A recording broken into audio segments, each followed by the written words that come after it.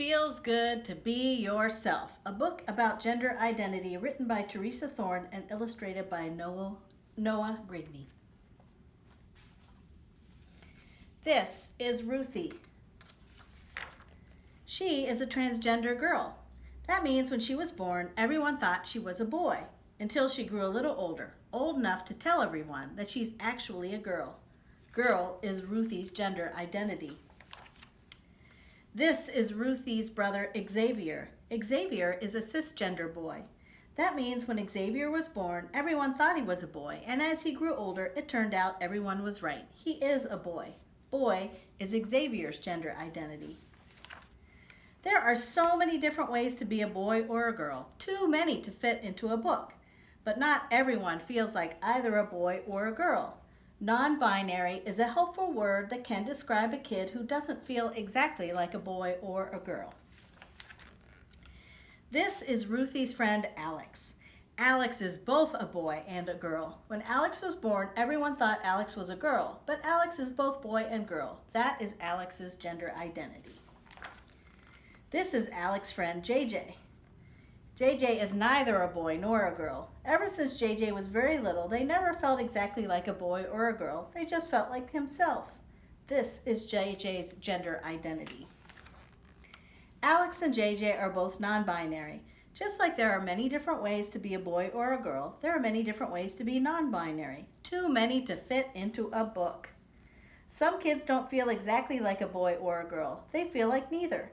Some kids feel like their gender identity isn't always the same. It's often changing. And even with all these possible ways to be, some kids don't feel any of the words they know fit them exactly right. There are a never-ending number of ways to be yourself in the world.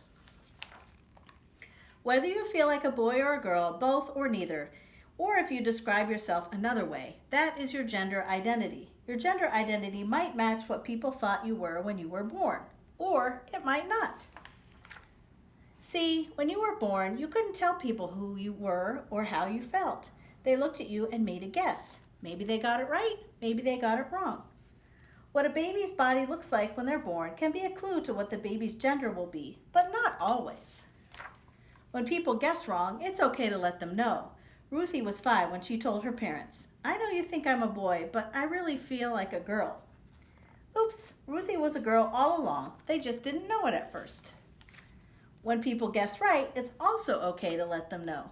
Xavier was 3.5 when he told his family, "I'm a boy. I like being a boy." You might feel like a boy. You might feel like a girl. You might feel like both boy and girl, or like neither. You might feel like your gender changes from day to day or from year to year.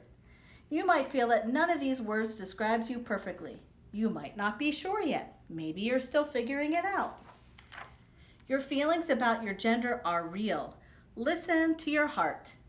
No matter what your gender identity is, you are okay exactly the way you are. And you are loved. It feels good to be yourself, doesn't it?